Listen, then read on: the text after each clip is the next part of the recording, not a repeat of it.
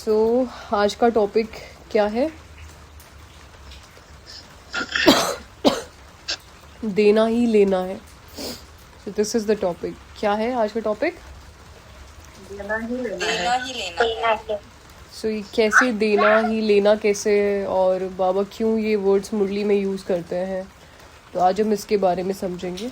May be class बहुत लेंदी नहीं होगी, बट आप जो भी है बेसिक समझें इस चीज़ को। और क्यों मैं ये चीज़ें आप आज का टॉपिक ये क्यों है, क्योंकि कुछ एक्सपीरियंस ऐसा किया जिसके वजह से समझ में आया कि ये कैसे काम करता है। ये जो नियम है देना और लेना, मतलब अगर आप कोई चीज़ किसी को दे रहे हो तो वो चीज़ लेना कैसे पॉसिबल है साइंटिफिकली, लॉजिकली। तो हम कोई चीज़ किसी को दे ही रहे हैं ना, तो ये पॉसिबल कैसे है। सो इसके बारे में हम थोड़ा सा आज डिस्कस करेंगे। तो कोई मुझे बता सकता है कि वाई इट इज़, बाबा ऐसा क्यों बोलते हैं कि देना ही लेना है? किसी के पास कोई लॉजिकल रीज़न है?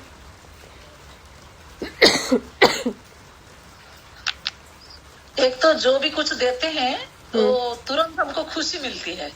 ओके, तो वो लेना हो गया ना, खुशी हमारे पास आ जाती है।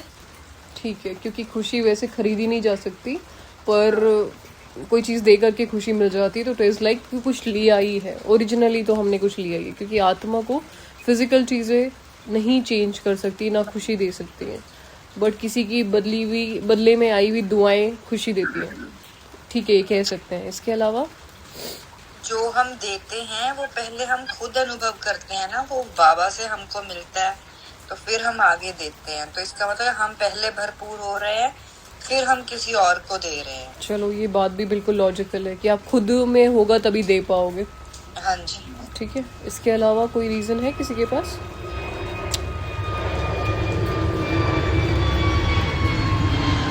है किसी के पास कोई आंसर वाई देना इज लेना? दीदी, ये रिस्पेक्ट के केस में मेरे को ज्यादा फील होता है कि जब हम रिस्पेक्ट बड़े हो या छोटे हो जब उन्हें देते हैं तो फिर उधर से अपने आप मिलता। या ठीक है, ये भी कह सकते हैं। गौरव भाई ने हैंड रेज किया, बताइए।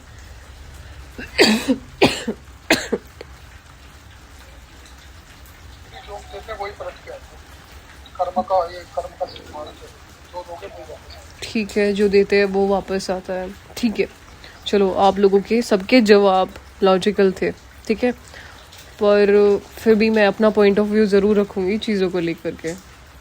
देखो, हम एक ऐसी यूनिवर्सिटी का हिस्सा हैं सबसे पहले तो, जहाँ पे हमें आके भगवान पढ़ाते हैं। तो वो हमें कुछ ना कुछ देने के लिए आते हैं, ठीक है। वो हमें फर्स्ट ऑफ ऑल वो हमारे टीचर है। सबसे ज़रूरी बात समझने की ये है कि वो हमारे टीचर है, वो गुरु भी है, वो सदगुरु भी है, पर उससे पहले वो बाप, टीचर और सदगुरु तीनों टर्म कहा जाता है ना। तो वो अपने आप को टीचर ज़्यादा कहते हैं कि बाप, टीचर एंड देन सदगुरु। फादर तो वो है कि जिसमें हमें सारा वर्षा देने के लिए आते हैं, पर वो बीच में टीचर है। तो टीचर का काम होता है हमें लॉजिकली हर चीज़ समझाना, चीज़ें समझा करके हमारे लाइफ में ट्रांसफॉर्मेशन करना, हमारे लाइफ में परिवर्तन करना, एंड जिस वजह से हम नई नई चीज़ें सीखते हैं और चीज़ों को अपने लाइफ में इम्प्लीमेंट कर पाते हैं। ठीक है, क्या करते हैं हम? पहले सीखते हैं और फिर अपने लाइफ में इम्प्लीमेंट कर पाते हैं। जो ये चीज़ समझाने का मेरा मतलब ये है कि हर चीज़ के पीछे एक लॉजिक होता है। कई बार हम कहते हैं ना कि ये चीज़ तो बाबा ने की है, ये चीज़ तो उस आत्मा की वजह से बाबा ने उस आत्मा को भेजा तो ये चीज़ हुई है। हाँ, ये बात जायज़ है कि हर चीज़ बाबा ने हमारी कहीं ना कहीं हेल्प की होती है, लेकिन हमें उसके पीछे का बेसिक अर्थ समझ आना चाहिए कि बाबा ने भी वो हेल्प की कैसे आपकी। फॉर एग्जाम्पल, मैंने कोई कर्म किया तो उसमें किसी सिचुएशन में फंस गई तो बाबा ने मुझे हेल्प किया, ठीक है। लेकिन अगर बाबा नहीं होवे या फिर हम किसी ऐसी गलत सिचुएशन में फंस जाएं, तभी भी हम ब्लेम क्या करते हैं कि बाबा ने हेल्प नहीं किया। सीधा हमारा ये ब्लेम आता है कि नहीं आता कि बाबा ने हमें हेल्प नहीं किया। मुझे लगता है हर चीज़ के पीछे का हमें लॉजिक समझ में आना चाहिए कि ऐसा क्यों हुआ, है ना। और ये चीज़ मैं इससे रिलेटेड क्यों समझा रही हूँ वो आपको रीज़न दूंगी। कि जैसे कोई भी बात होती है ना, हम संसार में जैसे भक्ति में नहीं कहते थे कि भगवान सुख भी देता है, तो उल्टा भी बोलते थे कि दुख भी देता है। हमारे जीवन में कुछ भी होता है तो हम उसके लिए कहते हैं कि बाबा ने दिया है, फॉर श्योर वो बाबा ने दिया है, but still Baba is a teacher also. Until और अनलेस आप खुद वर्कआउट नहीं करोगे तो बाबा भी वो चीज़ दे नहीं सकते। तो हमें हर चीज़ के पीछे का रीज़न पता होना चाहिए कि मेरा ये पुरुषार्थ है, मेरे ये कर्म है जिसके वजह से मुझे चीज़ें रिवर्ट में आती हैं। ठीक है, कोई ना कोई सिचुएशन मेरे सामने तब आती है जब मैंने कुछ ना कुछ किया होता है वैसा, या मेरी चीज़ों में हेल्प तब हो रही है जब मेरा पुरुषार्थ थोड़ा बहुत ठीक है, या मैं उन टीचिंग्स को फॉलो कर रही हूँ जो मुझे शिव बाबा से मिल रही है। बाबा का काम हमें नॉलेज देना है। वो डायरेक्टली मना करते हैं कि मैं तुम्हारे विकर्मों के पैटर्न में इंटरफेरेंस नहीं कर सकता हूँ, ना मैं करता हूँ, ना मैं तुम्हारी बीमारियाँ ठीक करने के लिए आया हूँ, ना मैं तुम्हें कुछ और ठीक। वो हमेशा कहते हैं मैं तुम्हें सजेशन दे सकता हूँ, मैं अपना पॉइंट ऑफ व्यू तुम्हें बताता हूँ, मैं तुम्हें सही चीज़ देता हूँ, मैं तुम्हें श्रीमत देता हूँ। देने की चीज़ में वो केवल श्रीमत के लिए बात करते हैं कि मैं तुम्हें श्रीमत देता हूँ। श्रीमत इज़ लाइक सही रास्ता बताता हूँ, तुम्हें चलना ना चलना इज़ कम्प्लीटली योर चॉइस। जब आप सही रास्ते पे चलते हो तो आपको चीज़ों में उसके अनुसार हेल्प होती जाती है। जब आप गलत रास्ते पे चलते हो तो कहीं ना कहीं दुख एक्सपीरियंस करते हैं, हमारे विकर्मों का हिसाब भी इंक्रीज होता है। बाबा का काम हमें श्रीमत देना है। ठीक है, तो कई बार हम ये समझते हैं कि कुछ गलती अगर मेरे जीवन में हुई है, कुछ गलत मैंने एक्सपीरियंस किया है, तो बाबा कहाँ थे, उन्होंने क्यों ना हेल्प किया।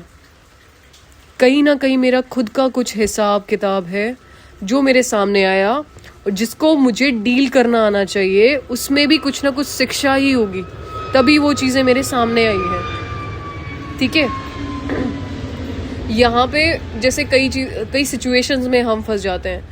फॉर एग्जांपल मैं फाइनेंशियली किसी प्रॉब्लम में फंस गई, ठीक है, और हमें चाहिए कि मुझे कोई हेल्प करे, या फिर हमें ऐसा लगता है कि कईयों को होता है फाइनेंशियल क्रिटिकल सिचुएशंस होती हैं कई बार ऐसी किसी सिचुएशन में होते हैं तो हमें समझ नहीं आ रहा होता कि हम क्या करें, या कोई बड़ी प्रॉब्लम हो गई तो वो मुझे समझ नहीं आ रहा कि किसको शेयर करूं और इसमें क्या हेल्प लूं, या भगवान से इसमें क्या बात करूं। सिर्फ लेटर लिखने से कोई चेंज नज़र नहीं आ रहा, या मुझे ये समझ नहीं आ रहा कि ऐसा क्या किया जाए जो मैं सिचुएशन से बाहर आ जाऊं। ये मैंने पर्सनली एक्सपीरियंस किया और मुझे एक बात समझ में आई कि कोई भी चीज़ से अगर मुझे बाहर आना है तो कुछ ना कुछ लॉ ऑफ कर्मा है कि अगर मैं कुछ दूंगी बदले में मुझे कुछ मिलेगा। इट इज़ नॉट लाइक कि मैं हर हाथ पैर छोड़ के बैठ जाऊँ कि बाबा कर लेंगे। ऑफ कोर्स वो मदद करते हैं, बट वो टीचिंग्स दे के मदद करते हैं। वो तुम्हें रास्ता बता सकते हैं कि ये चीज़ कर लो तो तुम इस सिचुएशन से बाहर हो जाओगे, लेकिन वो करना मुझे पड़ेगा। मैं हाथ पे हाथ रख के नहीं बैठ सकती हूँ कि कुछ करना नहीं है मुझे तो हो गया बस मेरा। हर चीज़ में वो ये कहते हैं कि योग इज़ द सोल्यूशन।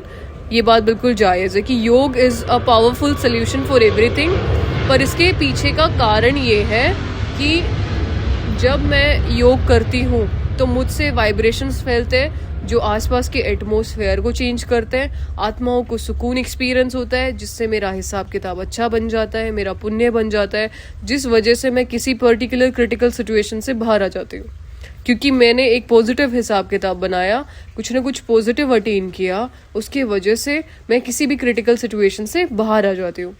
रिता माता जस्ट अ सेकेंड, है ना। सो ये चीज़ होती है कि मैंने कुछ दिया, मैंने कुछ मेडिटेट किया, मैंने किसी रास्ते पे चला, तब जाके मैं किसी क्रिटिकल सिचुएशन से बाहर आई और बाबा ने मुझे समझाया कि this is how you can meditate.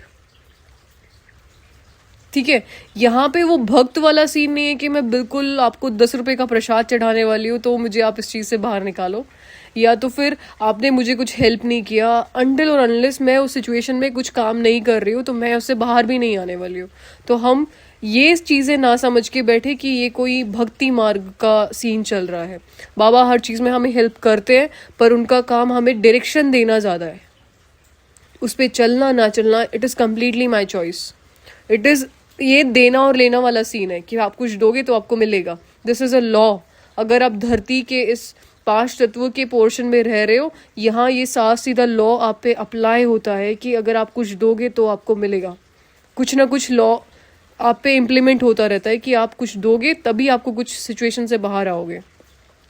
ऐसे में किसी को जैसे कई बार होता है कि ना चलो कोई फाइनेंशियली क्रिटिकल सिचुएशन हो गई है और अभी मुझे समझ नहीं आ रहा, मेरे पास कोई पर्टिकुलर सल्यूशन ही नहीं है उस चीज़ को लेके, तो मैं इसमें क्या योग इम्प्लीमेंट करूँ या मैं ऐसा क्या करूँ। तो कई बार हम बच्चे ना बाबा को लेटर लिखते हैं कि बाबा ऐसा ऐसा है और मुझे तो नहीं समझ आ रहा, अभी तो आप देखो, ऐसा हम लिख देते हैं, ठीक है।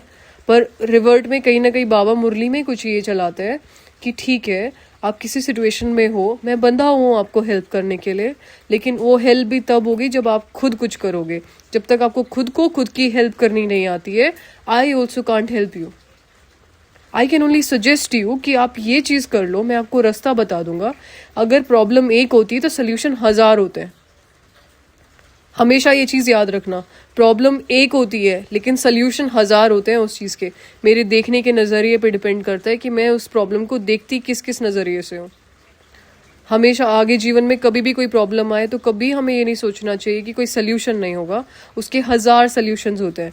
तो अगर हम सूक्ष्म सोल्यूशन की एक बात करें तो प्रैक्टिकली ये ऐसे अप्लाई होता है कि मुझे अगर फाइनेंसेस को लेके दिक्कत है तो मैं उन लोगों को वाइब्रेशंस रेडिएट करूं या ऐसे लोगों को निर्विघ्न बनाने के लिए योग करूं जो फिलहाल फाइनेंशियली क्रिटिकल सिचुएशन में फंसे हुए हैं। समझ आ रहा है? कुछ लॉ अप्लाई होता है कि आप किन्हीं ऐसी आत्माओं को मदद कर रहे हो मनसा द्वारा, सेवा द्वारा, कि उन आत्माओं को कहीं ना कोई सहयोग मिल रहा है, और अगर उन लोग को सहयोग मिलेगा तो बदले में आपको दुआएं आएंगी और आप भी ऐसी सिचुएशन से बाहर ऑटोमेटिकली आ जाओगे। दिस इज अ लॉ कि आपने कुछ दिया, बदले में आपको कुछ मिला। आपको अपनी हर प्रॉब्लम का सल्यूशन खुद करना आना चाहिए, और उन्हीं को ही आता है जिनके पास ज्ञान होता है। एक रेलेवेंट क्वेश्चन लास्ट क्लास में भी जैसे गौरव दादा ने ही रेज किया था कि सिर्फ संकल्प चलाने से थोड़ा ना कुछ होता है।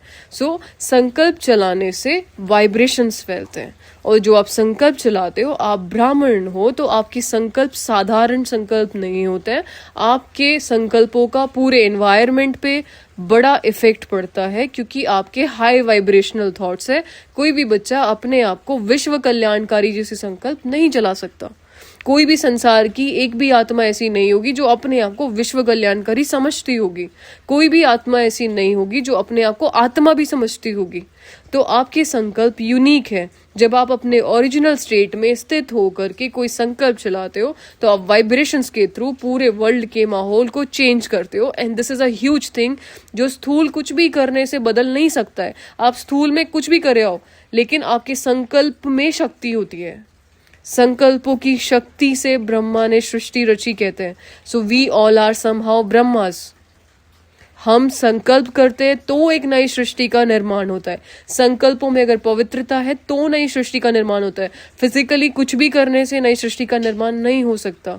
संकल्पों से फिजिकल कर्म बाद में होते हैं, ठीक है। तो अगर आप किसी भी ऐसे आत्माओं को सहयोग करते हो, आप उस पर्टिकुलर क्रिटिकल सिचुएशन से बाहर आ सकते हो। लेकिन उस सिचुएशन को तब आप सकाश तब दे पाओगे जब आप उसको स्टेबल होकर के सोचोगे कि it is just a situation. कई बार हम बहुत ज्यादा फ्लो में चले जाते हैं तो हमें लगता है फंस गए, बस कुछ नहीं हो रहा, या रोना शुरू कर देते हैं कि बाबा तो मेरी मदद नहीं करता। कई बच्चे संशय बुद्धियों के निकल जाते हैं कि नहीं, वो हर चीज के पीछे नियम है, हर चीज के पीछे नियम अप्लाई होता है। तो जो भी पर्टिकुलर आत्मा है, जिस भी क्रिटिकल सिचुएशन में है, आप संसार के ऐसे आत्माओं को इमर्ज करके उनको थॉट्स भेजो, और उनको निर्विघ्न बनाने के लिए आप संकल्प भेजो, उनको पावर्स भेजो भगवान से लेकर के। आप ऑटोमेटिकली निर्विघ्न हो जाएंगे उस पर्टिकुलर सिचुएशन से। जैसे एक बच्चे का मैसेज आ रहा था कि कोई ना किसी पे लोन होके रखा है। आई नो ये एक फिजिकल क्रिटिकल सिचुएशन है, बट समहाउ आपको हेल्प मिलती है इस चीज में। ये नियम है जो संसार को नहीं पता, लेकिन ये नियम लागू होते हैं कि आप अगर किसी को वाइब्रेशनली हेल्प करते हो तो आपको वाइब्रेशनली पावर्स मिलती हैं। आपको फिजिकली भी चेंज होता है। आपके संकल्पों से निर्माण होता है आपके आसपास की सृष्टि का, ठीक है। तो आप कुछ दे रहे हो, बदले में आपको कुछ मिल रहा है। जो भी आपको प्रॉब्लम है उसका एडवर्स इफेक्ट कर दो कि आपने दूसरों को सेवा ही उस लेवल पे करनी है। जैसे अभी एक आत्मा है तो वो इसलिए किसी बंधन में है कि उनके युगल ना उनको फ्रीडम ही नहीं देते सेंटर पर जाने के लिए, और फिर प्योरिटी की वजह से भी उनको इश्यूज रहते हैं। तो दीदी ने उनको समझाया कि ना ऐसी आत्माओं को सकाश दो जो सेम प्रॉब्लम में है। मतलब सेम सिचुएशन में भी फंसी हुई हैं, तो आप उन आत्माओं के लिए योग करो, उनको निर्विघ्न बनाओ, आप ऑटोमेटिकली हो जाओगे। सिंपल सी बात है ना, छोटी सी बात है समझने की। आपने कुछ दिया, बदले में आपको कुछ मिला। This is a law. एक समय लगता है आने में, मैं ये नहीं कहूँगी तुरंत किया और तुरंत आया, लेकिन जितना पावरफुल आपका योग रहेगा उतना ज़्यादा इफेक्ट रहेगा। ठीक है। और देना ही लेना कैसे होता है ना कि देखो ये नियम है ना, क्योंकि जो चीज़ आपने दे दी तो वो कभी तो वापस आएगी आपके पास। ये नियम है ना साफ सीधा सा, कि अगर आपने दी है तो आपको वापस आएगी घूम के, सर्कुलर रूप में कभी भी आएगी, आगे चल के आएगी, कभी भी आ सकती है। ठीक है। लेकिन तो इसीलिए जो अच्छा लगता है ना, जो आपको सबसे ज़्यादा पसंद है वो दे दो, अगर आपको चाहिए तो। वो वापस तभी आएगा जब आप उसको दे दोगे। आप उसको पकड़ के रखोगे, संभाल के रखोगे। हर चीज़ जिस दिन आपको देने की हिम्मत आ जाए ना, कि आज आप मेरे से कपड़े भी ले लो, मेरे कुछ भी ले लो, तो तब आप कहना कि मैं सच्चा ब्राह्मण हूँ, या बाप ब्रह्मा बाप समान हूँ, या बाप समान जो हम बात करते हैं बनने की। जब सब कुछ छोड़ने की, सब कुछ दे देने की, 5 तत्वों से रिलेटेड जो भी है आपके पास सब दे देने की हिम्मत हो जाए, तब भी समझना कि मैं बाप समान स्थिति के लिए तैयार हूँ। अभी सिर्फ तैयारी कर रहा हूँ, ऐसा नहीं बन गए। बट वो जिस दिन देने की हिम्मत आ जाए कि मेरे पास अगर आज सबसे पहले आगे से आगे बढ़ के हेल्प करो, है ना, कुछ भी हो, हर सिचुएशन में अपने पास कुछ रहे ना रहे, दूसरों को मदद करो, तभी वो रिवर्ट वापस आएगा ना। चाहे आपके पास एक चीज़ है और कोई वो एक चीज़ भी मांग रहा है ना, तो पहले अगले को हेल्प करने के लिए दे दो कि ठीक है तू ले जा, तुझे चाहिए ना। बारिश हो रही है, छतरी एक है, आप भीग जाओगे, रास्ते में कोई मिल गया और उसने मांग ली तो उसको दे दो। भीगने से आप गल नहीं जाओगे, पर आपका जो भाग्य बन जाएगा ना वो अलग लेवल का होगा। देना इज एग्जैक्टली लेना, साफ सीधी बात है। जो आपने दिया है वो आप लोगे।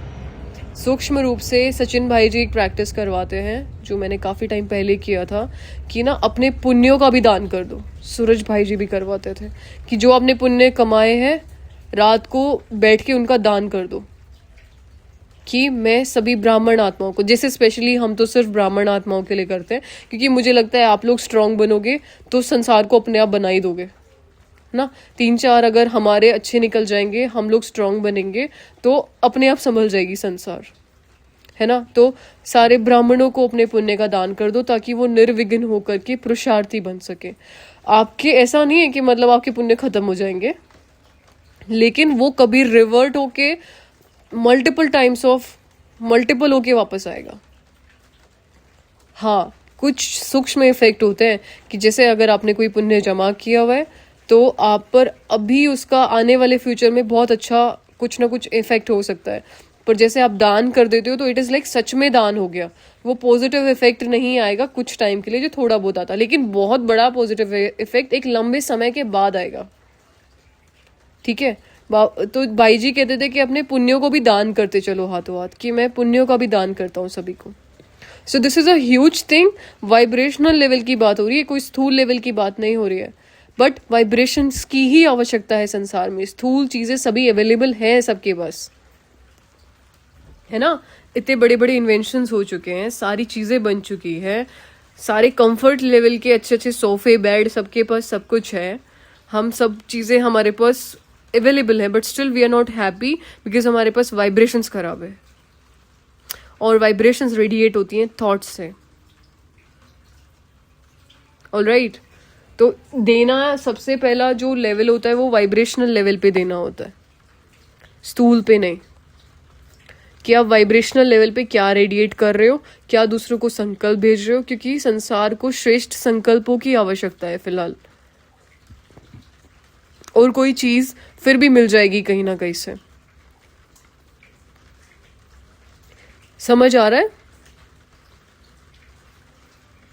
Is am audible? सबको समझ आ रहा है? हाँ जी। और क्या हो सकता है? देना ही लेना, क्योंकि नियम है कि कुछ चीज़ अगर मैं दे रही हूँ तो वापस आएगा। ये चीज़ समझ में आ गई। जिस दिन आप सब कुछ देना सीख जाते हो तो उस दिन इज़ लाइक कि आप सब कुछ लेना मतलब आपको सब कुछ मिलेगा, सब चीज़ें आपकी अपनी हो गई। बाबा एक चीज़ कहते हैं कि अभी तुम ट्रांसफ़र करते हो बैगेज, जो वर्ड यूज़ करते हैं। आपको पता है इसके पीछे कितना डीप साइंस है कि आप संगम युग पे जो भी भगवान के घर में इन्वेस्ट करते हो वो आपको ट्रांसफ़र हो गया और वो आपको आगे रिवर्ट मिलेगा। आप अगर अपनी क्रिएटिविटी भगवान के घर में लगाते हो, अपनी बुद्धि भगवान के घर को आगे बढ़ाने में या उनको रिवील करने में लगाते हो, आप उस कला के धनी होंगे। वो चीज़ में आपको कभी कोई बीट नहीं कर पाएगा आने वाले पूरे कल्प में। And it is not just about 21 birds. वो सिर्फ बाबा के एक बोलने का तरीका है। वो बोल तो रहे हैं पर वो बात सिर्फ पूरे 84 जन्मों की करते हैं, ठीक है। वो केवल आपको बोल रहे हैं मोटा मोटा कि 21 जन्म, क्योंकि 21 जन्म प्रॉपरली सिक्योर्ड है आपके, बट हम उसके बाद भी बहुत संपन्न रहते हैं, बहुत खुश रहते हैं, ठीक है।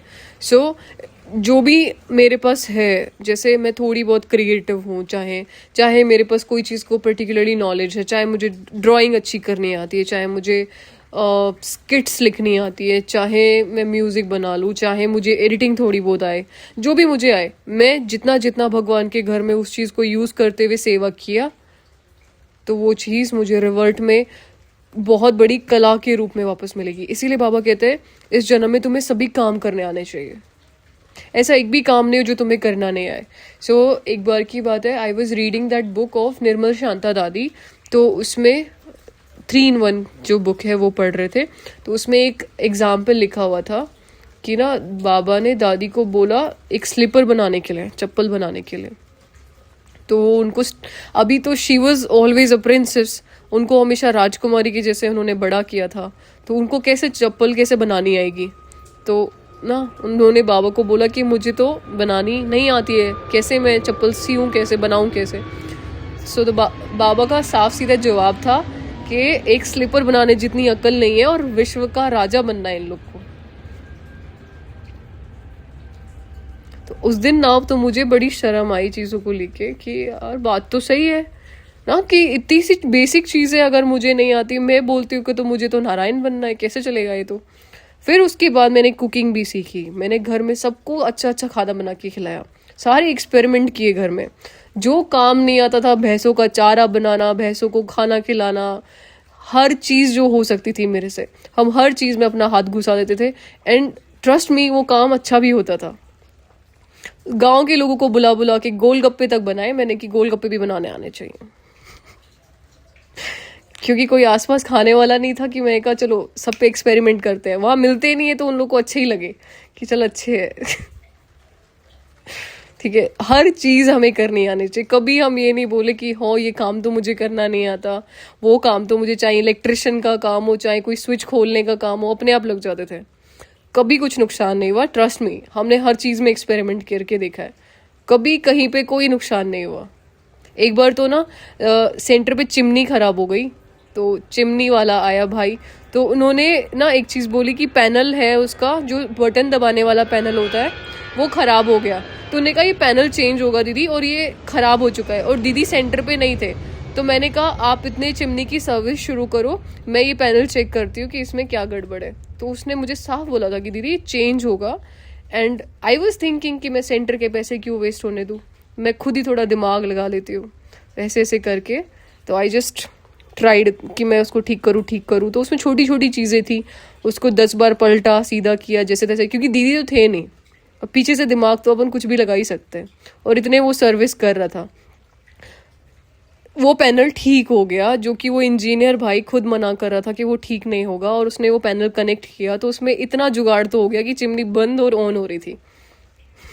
हाँ उसकी लाइट नहीं जल रही थी, लेकिन वो इतना तो चालू हो गई थी कि वो बंद और ऑन हो सकती थी। तो वो पैनल खरीदना नहीं पड़ा। आई वॉज थैंकिंग बाबा कि एटलीस्ट अगर मैं कोई चीज़ उनके याद में कनेक्ट होकर के अगर मैं सच्चे दिल से करने की कोशिश करूँगी तो मुझे हेल्प करेंगे। रादर मेरा इंजीनियरिंग सब्जेक्ट नहीं है, सिमिलरली न्यूरो साइंस मेरा सब्जेक्ट नहीं है ना। पर अगर हमने उस चीज़ में अगर हम हाथ डाल रहे हैं ना, तो बाबा बंधे हुए हैं आपको हेल्प करने के लिए। अभी इतने सारे लोगों के मैसेज आते हैं कि आप न्यूरो साइंस पढ़ा है क्या, तो मैं कहती हूँ कि ऐसा तो कुछ भी नहीं है खैर। पर फिर बाबा ना निमित्त बना लेते हैं आपको। आप हर चीज़ में बस हाँ जी तो करना सीखो कि ठीक है मैंने कर लेना है। आप बोलो तो ये चीज़ मुझे आती है, हाँ जी मुझे आती है करके। है ना। तो चीज़ ऐसे होती है कि हर चीज़ करनी जानो, जो आपके सामने आ गई, झाड़ू हो, पोछा हो, बर्तन हो, कुछ बनाना हो, कुछ खिलाना हो, जो भी हो, हर चीज़, चाहे भैंस का काम हो, गाय का काम हो, कुछ भगवान जो भी बोल दे। एंड ये नहीं जो स्थूल में आप कर रहे हो वो काउंट नहीं होता, स्थूल में ज़्यादा काउंट होता है। तो स्थूल में भी जो भी आप कर रहे हो सब चीज़ें ट्राई करो, हर चीज़ आपको आनी चाहिए, लौकिक की, अलौकिक की, जिनकी जो सेवा हो सकती है, जिनको जितना खिला सकते हो अच्छे से अच्छा खिलाओ उनको, अच्छे से अच्छी उनकी दुआएं कलेक्ट करो। तो ये चीज़ है। तो कहीं ना कहीं सेवा होती है इससे ना, कि आप सबको, एक तो ऑफ कोर्स सबकी अटेंशन मिलती है, सबसे बेस्ट पार्ट तो ये होती है सब आपको याद करते हैं, है ना। वो चीज़ अच्छी होती है, उनको भी कहीं ना कहीं पता है कि ये ब्रह्मा कुमारी से कनेक्टेड है, तो वो भी कहीं ना कहीं रीज़न होता है। बहुत सारी चीज़ों से स्थूल में ज़्यादा सेवा होती है, लौकिक में ज़्यादा सेवा ऐसे होती है कि what is your behaviour towards everyone, और आप सबको कितना काम करके दे सकते। सो इट इज़ लाइक कि वी आर रिप्रेजेंटिंग बाबा समहाउ, तो आप सबको जितना हेल्प हो सकता है मैक्सिमम हेल्प करो, ठीक है, विदाउट अंडरस्टैंडिंग एनीथिंग। कोई इंसल्ट नहीं होता कहीं जाके, कुछ सीख लोगे आप, कुछ खराब नहीं होता मैक्सिमम। मेरे जो टीचर थे ना, जो एडवोकेट थे जिनके अंडर मैंने काम किया, उन्होंने मुझे एक चीज़ सिखाई थी मैम ने, कि बेटा या तो आप जीतते हो और या तो आप सीखते हो, आप हारते कभी नहीं हो। तो ये चीज़ रियल लाइफ में सच में काम करती है कि या तो हम जीतते हैं या तो हम सीखते हैं, हार जैसा कोई वर्ड नहीं होता। ऑलराइट, अभी बहुत सारे लोगों के हैंड रेज हो चुके हैं। तो मैं ये बोल रही थी कि मैं किसी के साथ बात कर रही थी थोड़े टाइम के पहले, तो हम ऐसे डिस्कशन कर रहे थे जैसे कि हमको ये तो पता है कि जो हमारे पास होता है हम वही दूसरों को दे सकते हैं। तो फिर बोले हाँ, फिर वो उनके साथ कुछ बुरा हुआ था, तो उन्होंने बोला देखो भगवान ने मेरे साथ ये किया, मेरे साथ ऐसा हो गया, ये हो गया। तो मैंने उन्हें बोला देखिए आपने ये एक्सेप्ट किया कि जो मेरे पास होगा हम वही देंगे। तो मैंने उनको बोला आपने भगवान के सारे ज्ञान, उनका गुण, उनकी शक्तियों को देखा है, उसमें कहीं लिखा है बाबा के पास कोई बुरी चीज है? उनका सब कुछ पॉजिटिव है, तो जब उनके पास पॉजिटिव है तो वो पॉजिटिव ही देंगे ना। ऑफ कोर्स, तो मुझे बुरा हो रहा है तो मेरे किसी कर्मों का फल है, एग्जैक्टली, पास्ट प्रेजेंट कुछ भी है। तो उन्होंने ट्रस्ट किया, बोला हाँ बराबर ये बहुत सही है, तो मुझे अच्छा लगा, वो मैं आपको बता रही थी। चलो दैट्स रियली अमेजिंग बात है, ठीक है। तो ये चीज़ रियली, अगर हम, ये ना बहुत मुश्किल होता है लोगों के लिए समझना, हम ब्राह्मणों के लिए भी समझना, कि मैंने कुछ गलत किया नहीं तो मेरे साथ गलत क्यों। अरे किया है तभी हो रहा है, ये नियम है, अगर आपने गलत नहीं किया आपके साथ नहीं हो सकता, साफ सीधी सी बात है ये। आप अगर किसी के लिए, भगवान कुछ बुरा नहीं करता क्योंकि उनके पास बुराई है नहीं, तो देंगे कैसे? Of course, see this is also a point कि उन पे खुद पे है नहीं बेचारे पे, उल्टा उल्टा इल्जाम मेरे बाबा पे लगाते रहते सारे। संदीप दादा बताइए। जैसे कि आपने बोला, कोई भी चीज हो या कोई भी टॉपिक हो, जो अगर आप इंटरेस्टिंगली उस चीज के ऊपर ध्यान देते हो, जैसे आप टर्म्स यूज करते हो इसकी, न्यूरो साइंस की, मुझे भी पहले लगा था या आपने कुछ न्यूरोलॉजी पढ़ी है, वो आपका सब्जेक्ट रहा होगा, लेकिन ये बात से मैं भी भली भांति वाकिफ हूँ कि कोई चीज में अगर आप रस लेते हो तो वो बेशक कुछ ना कुछ हमें मदद मिलती है। एग्जैक्टली अब जैसे न्यूरोलॉजिस्ट वगैरह कोई लोग ऐसे वर्ड यूज़ करते हैं ना, तो मुझे लगता है ये तो हमारे मुरली में यूज़ होता है, मुझे नहीं पता वो न्यूरो साइंस के वर्ड न्यूरो साइंस में यूज़ होते हैं। मैंने तो मुरली को कंपेयर किया था कुछ टर्म्स से, तो मैंने भी नहीं, ऑफ कोर्स बाबा ने किया था। तो वो जब ऐसे वर्ड सेम यूज़ करते हैं NLP वगैरह जो कराने वाले, या मैं कुछ अगर वीडियो ऐसा देख रही हूँ, आई फील कि ये तो मेरे मुरली में यूज़ होता है, तो मुझे नहीं पता है कि वो उनके जीवन में कैसे अप्लाई होता है, पर वो बाबा के मुरली में यूज़ होता है, तो उस हिसाब से मैं वो चीज़ जानती हूँ अभी, है ना। तो इट इज़ जस्ट कि भाई आप कोई चीज़ में क्या समझते हो अपने आप को, कि आप कर सकते हो कि नहीं ना, और भगवान आपके पीछे है, तो सबसे पहले वही वाली बात यूज़ होती है कि मैं मास्टर ऑलमाइटी हूँ और मेरे पीछे खड़ा कौन है, तो ही विल हेल्प मी, मैं कर सकती हूँ। इसके चलते मैंने बहुत चीज़ें बिगाड़ी भी है, पर ट्रस्ट मी, मैंने ट्राई तो सब कुछ किया है, ऐसा कुछ नहीं छोड़ा जो ट्राई नहीं किया होगा। फिर भी भगवान अगर आपके साथ है तो वो चीज़ ठीक कर सकते हो आप, ठीक है। आयुषी बहन बताइए।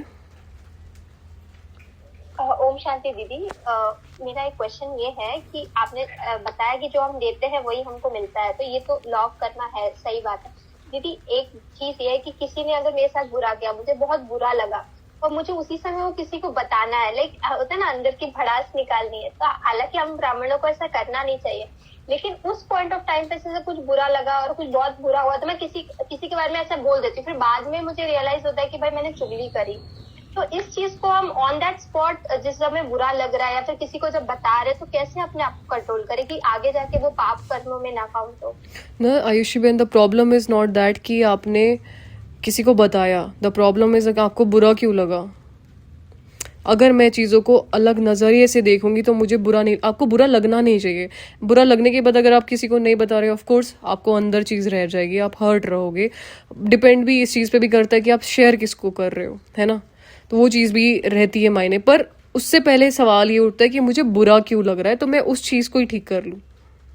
ठीक है, मेरे अंदर नॉलेज होने का मतलब ये कि मेरा चीज़ों को देखने का नज़रिया थोड़ा वाइड है। मैं उसके पॉइंट से भी देख पा रही हूँ कि वो क्यों ये बात बोल रहा है, मैं अपने पॉइंट ऑफ व्यू से देख पा रही हूँ, मैं भगवान के पॉइंट ऑफ व्यू से उस चीज़ को देख पा रही हूँ और उस नॉलेज को इम्प्लीमेंट कर पा रही हूँ कि मेरे कुछ पैटर्न्स ऐसे हैं जिसकी वजह से सामने वाला शायद इरिटेट हो रहा है और कुछ हिसाब वो पहले से लेके आ रखा है, तब वो मुझे ऐसा बोल रहा है। तो ये चीज़ें रिजॉल्व हो रही हैं, तो बहुत अच्छी बात है ना। जब आप इस नज़रिए से सोचोगे आपको बुरा लगेगा नहीं, ना आपको शेयर करना पड़ेगा, ना आपका विकर्म बनेगा, ना आगे का प्रोसेस कंटिन्यू होगा। पहले बुरा लगवाना ही बंद करना है हमें। सिस्टर जैसे अभी एक साथ किसी और के साथ रहते हैं तो उसके संस्कार अलग है, मेरे अलग है, ऐसा होता है। तो उसमें मैं ना चाह मैंने कुछ नहीं करा, उसका कुछ ऐसा बुरा काम था, लेकिन मैं एज अ नॉलेजफुल होकर मुझे वो सब इग्नोर करना चाहिए, लेकिन इस स्टेज पे हो नहीं पा रहा वो इग्नोरेंस। और फिर मतलब हाँ, तो उसके लिए हमारा जो वर्कआउट है ना वो थोड़ा हमें बढ़ाने की ज़रूरत है। दूसरा ना, संस्कार आपके किसी से मैच नहीं होते आयुषी, ना मुरे से, ना हमारे आपस में किसी से होते, बिल्कुल भी मैच नहीं होते। पर ज्ञान होने का मतलब ही यही है कि आपको स्टेबिलिटी कितनी है कि आप हर चीज़ में डील कर पाओ, हर सिचुएशन में। चाहे कोई अच्छा बोल रहा हो तो आप स्टेबल हो, कोई कुछ बुरा बोल रहा है तो आप ज़्यादा स्टेबल हो। एंड वो तब होता है जब हमारे माइंड की ऐसी प्रोग्रामिंग हो रखी होती है उस दिशा में सोचने की, और वो प्रोग्रामिंग तब होती है जब आप कंसिस्टेंटली वो प्रैक्टिसेस करते हो जो आपको प्लान के अनुसार बताई जाती हैं। अगर आप प्लान प्रैक्टिस नहीं करोगे, कुछ भी बेसिक प्रैक्टिसेस आप नहीं करोगे, हमारे ब्रेन की या माइंड की प्रोग्रामिंग नहीं होती, नहीं प्रोग्रामिंग होगी तो हम सेम रिएक्ट करेंगे जो हम बहुत समय से करते आ रहे हैं। सामने वाले में कभी कोई चेंज नहीं होगा, चेंज हमेशा आपके अंदर होता है। ये कलयुग रहने वाला है, अनटिल और अनलेस खत्म नहीं होगा तब तक। हमारे लिए वो संगम युग है, सामने वालों के लिए नहीं। चीज़ें बाहर वैसी ही रहेंगी, पर मैं संगम युगी ब्राह्मण इसलिए हूँ क्योंकि मेरे पास नॉलेज है, मैंने नॉलेज को अपने लाइफ में इम्प्लीमेंट किया है, जिससे मेरी सोच बढ़ी है, सोच बदली है, और तुम्हारी कोई भी चीज़ मुझे इफेक्ट नहीं करती है। ठीक है, ठीक है दीदी, समझ गई, thank you ji. All right. मतलब कचरा करके रखने की आदत है उन्हें। अब मैं उन्हें बोलूं उन्हें बुरा लग जाता है, कुछ ना कुछ कॉन्फ्लिक्ट हो जाता है, या फिर मुझे ये लगता है क्या हो गया, बाबा का तो है, कोई बात नहीं, फ्री में खिला देते हैं। फिर मन में ये भी आता है फ्री में क्यों खिलाओ। जब हम ब्राह्मण बनते हैं तो हमारी सबसे बड़ी प्रॉब्लम है कि हमारे संस्कार फिर मैच नहीं होते किसी से भी, क्योंकि अभी हम ब्राह्मण है और सामने वाला ब्राह्मण नहीं है। उनको ना नॉलेज है, ना ज्ञान है, ना उनको स्वच्छता की आदत है।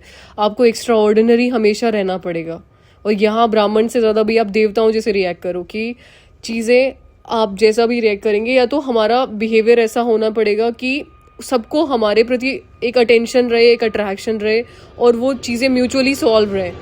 हमेशा फैमिलियर या बहुत अच्छे व्यवहार का या सबसे दोस्ती करने वाला ऐसा व्यक्ति तो मुझे खुद ही बनना पड़ेगा। वो तब होता है जब कहीं ना कहीं हम सोल कॉन्शियस बन रहे होते हैं कि सबकी वैसी बनती है, मेरे से नहीं बन रही है तो भी मुझे खुद पे ही काम करना पड़ेगा। आधे ब्राह्मण तो इसलिए भी निकल जाते क्योंकि वो कई चीज़ों से ऐसे इरिटेट हो जाते हैं, है ना, कि ये छोटी छोटी चीज़ें, क्योंकि जैसे ही आप ब्राह्मण बनते हो आपका सामने वाले से संस्कार ही मैच नहीं होगा, ना उनके खाने पीने का तरीका मैच होगा। मैं हमेशा आप लोगों को एक जवाब देती हूँ ना कि आज भी घर में नॉनवेज बनता है, मैं उसी घर में हूँ, मैं यहाँ खाना नहीं खाती हूँ, लेकिन ऑफ कोर्स मुझे वो किचन में काम तो करना है ना। मुझे ऐसा तो फिर मैं ये तो नहीं कह सकती कि आप लोग ऐसा क्यों कर रहे हो, वैसा क्यों कर रहे हो। मैं उन्हें मना भी नहीं करती हूँ, पर मेरे पे उस चीज़ का कोई इफेक्ट नहीं हो रहा है। चाहे वो यूटेंसिल्स धोने पड़े तो भी मेरे को कोई फ़र्क नहीं है इस बात से। मैं समझती हूँ कि मेरा कुछ हिसाब है वो क्लियर हो रहा है। I don't try to change them because they are not trying to change me. मैं अगर नहीं खा रही हूँ तो वो मुझे भी नहीं रोक रहे, तो वो जो खा रहे हैं मैं उन्हें नहीं रोक रही हूँ। वो उनका व्यवहार है, वो उनका तरीका है, वो वैसे ही बर्तन रखेंगे, वो उसको फैला के रखेंगे। रात को लास्ट मेरा काम है उसको समेट के रखना, ठीक है। सो मैं अपना नेचर थोड़ा ज़्यादा डिवाइन कर लूँ, या मैं ऐसा, जैसे जैसे आपकी बुद्धि थोड़ी राइज होती है ना, तो ये सब बातें छोटी लगने लगती हैं। मेरा व्यवहार एज अ ब्राह्मण बहुत अलग होना चाहिए कि सभी लोगों के साथ मेरे को एडजस्ट करना है। एडजस्ट क्यों, दूसरों को मेरे साथ मज़ा आना चाहिए, ठीक है। चीज़ें तुझे कुछ कम पड़ रहा है, तू मेरे से एक्स्ट्रा ले ले, मैं तुझे ला के देती हूँ। तो वो अपने आप उनको एक ऐसा दोस्ती वाली चीज़ आ जाती है कि ठीक है भाई, ये इतना सोचती है एक टाइम पे, तो मुझे तो इनके लिए सोचना ही चाहिए। नहीं, तो ये एक बिहेवियर होता है जो समय के साथ पुरुषार्थ करते करते आप में आ जाता है। ये सभी के अंदर होना चाहिए। और ठीक है, okay. Okay. Last question Vidyaben, बताइए। मुरली में ये पॉइंट आया था, इस 100 वर्ष के अंदर सब काम हो जाता है, सृष्टि भी नई बन जाती है। तो वो एक्सप्लेन करूँ मैं? हाँ, तो मतलब अगर वैसे देखा जाए तो अभी तो 90 इयर्स तो हो गए, मतलब सिर्फ 10 साल में ये सब पूरा हो जाएगा। ऑफ कोर्स 10 साल में सब पूरा होने वाला है। सी पहली बात तो ना, मुझे ऐसा पर्सनली लगता है कि चलो ठीक है, बाबा ने इस चीज़ को कभी रिवील नहीं किया एग्जैक्टली कब क्या चीज़ें होंगी। हाँ, एक एस्टिमेटेड टाइम वो हमेशा से देते आ रहे कि 100 वर्ष, पर फिर मुझे ये भी लगता है कि वो भगवान ने बोले 100 वर्ष, तो उनके लिए समय कुछ भी हो सकता है। ज़रूरी थोड़ा है कि वो धरती के अनुसार जो समय चल रहा है उसके अनुसार बोल रहे हो। क्या पता इसके अनुसार बोल भी रहे हो, क्या पता नहीं भी बोल रहे हो। उनके अनुसार समय कुछ और भी हो सकता है, उनके अनुसार दिन और रात कुछ और भी हो सकते हैं। और चलो अगर वो कहते भी कि 1936 तक का अगर हम एक एस्टिमेटेड टाइम लेके चले, तो वी आर नॉट अवेयर कि वो धरती पे किस डेट पे उतरे थे, वो पहले भी हो सकता है। तो ये थोड़ा है कि वो 100 वर्ष 1936 से ही बोल रहे हैं। बहुत सारी क्वेश्चन है। 1932 मतलब ये 1932 से ही बाबा का ये होना चाहिए। कहाँ लिखा है? ये भी पढ़ा था। नहीं 1930, मतलब ये मैंने तो याद नहीं, मैंने बुक में पढ़ा था कि मतलब बाबा ने बाबा को प्रिपेयर किया था, मतलब डायरेक्टली वो नहीं, मतलब पहले बाबा को साक्षात्कार हो गए। हाँ, तो जो भी चीज़ें हुई थी वो प्रिपरेशन शुरू हो रखी थी। वी आर नॉट अवेयर कि उनका एंडरेंस कब हुआ, ठीक है। और दूसरा, बाबा हमेशा मना करते कि इन चीज़ों को लेके आपको कैलकुलेटिव होने की फ़िलहाल ज़रूरत नहीं है। फ़िलहाल आपको खुद पे काम करने की ज़रूरत है। ये चीज़ बुद्धि में ज़रूर रखो कि समय कम है, वो तो हमेशा से कम था, ठीक है। समय हमारे पास कम ही होता है। जब आप पुरुषार्थ शुरू करते हो तो आपको लिटरली समय लगेगा कि अभी तो बहुत कुछ है काम करने के लिए। ये आप बहुत सारी आत्मा एक्सपीरियंस भी करती होंगी। जैसे ही पुरुषार्थ शुरू होता है हमें लगता है कि समय कम है, मुझे तो बहुत कुछ करना है। और जैसे ही पुरुषार्थ रुकता है तो हमें लगता है कि समय बहुत है। ये समय भी तो हमें नहीं पता ना कि एग्जैक्टली समय है क्या। ये भी तो हमें नहीं पता कि वो दिन रात करके क्या चीज़ करके क्या काउंट कर रहे हैं। तो उस चीज़ पे बुद्धि काम कर रही है, धीरे धीरे करके चीज़ें समझ में आएंगी। पर फिलहाल आपका एम ऑब्जेक्टिव यही रहना चाहिए कि आप सोल कॉन्शियस बने। और दूसरा, आप जब तक कुछ बन नहीं जाते हैं कुछ चेंज नहीं होगा। हमारे आप हालात देखो, हम जब तक बदलेंगे नहीं तो स्वर्ग में जाएगा कौन? सिर्फ दादियाँ तो नहीं जाएंगे। और बाबा ने अभी भी डिसाइड नहीं किया कि किसका क्या पद होगा, किसका क्या पोजीशन होगा, कौन किस नंबर पे है, किसने कितना क्या अचीव किया है। जब तक बाबा रिवील नहीं होंगे, बाबा का रिविलेशन इज लाइक, हमें जब तक वो समझ नहीं आएंगे तब तक हम रिवील भी नहीं कर सकते। तो जब तक हम उनको वो समय देना नहीं जानते, हम उनके साथ टाइम स्पेंड नहीं करते, तब तक हमारा योग कंसिस्टेंट, योग के लिए लड़ना पड़ रहा है अभी हमें। सोचिए, योग तो लगता नहीं है हमारा, और फिर हम बात रिविलेशन की कर रहे हैं, परिवर्तन की कर रहे हैं। मेरे नेचर में नजर आएगा कि अभी देवताओं जैसे लोग हैं कुछ धरती पे दिखाई देने लगे हैं। उनका व्यवहार बहुत डिवाइन है। लोग ऐसे बात बनाना शुरू करेंगे, न्यूज़पेपर्स में छपेगा, बहुत चीज़ें होंगी। पर वो तब होगा जब मेरे अंदर कुछ ट्रांसफॉर्मेशन होगा। हमारे अंदर नजर आने लगेगा कि ये लोग कुछ हैं और अलग हैं और दिखने लगे हैं, है ना। इन लोग के पास तो कुछ यूनिक है। और वो तब होगा जब हम ये प्रैक्टिसेस तो करें, बेसिक समझ रहे हो।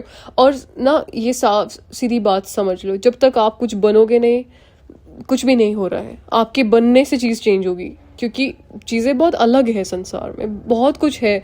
और हम सबकी कलेक्टिव कॉन्शियसनेस से दुनिया बदलेगी, सिर्फ मेरे बनने से भी नहीं बदलेगी। आप लोग जब तक नहीं बनोगे तब तक मैं भी कुछ नहीं कर सकती हूँ। तो बाबा को सबको बनाना पड़ेगा, लेकिन कुछ आत्माएं ऐसी होंगी जो ऑफकोर्स बहुत पावरफुल होंगी क्योंकि उन्होंने समय पे पुरुषार्थ पूरा किया होगा, फिर वो दूसरों को सपोर्ट सिस्टम बनेंगी उनके विकर्म विनाश करने के लिए और उनको शक्तियां देके घर भेजने के लिए। ठीक है, तो आप चेक करो आप लेने वाले होगे उस टाइम पे या पावर्स देने वाले होगे। मुझे तो पर्सनली ऐसा लगता है कि जो ब्राह्मण पुरुषार्थी होंगे जो अभी के समय पे, उनके लिए विनाश will be the most amazing period, क्योंकि वहां पे आप हीरोज होने वाले हो। आपके जैसा अशरीरी कोई नहीं होगा, आपके जैसा उड़ने वाला फरिश्ता कोई नहीं होगा।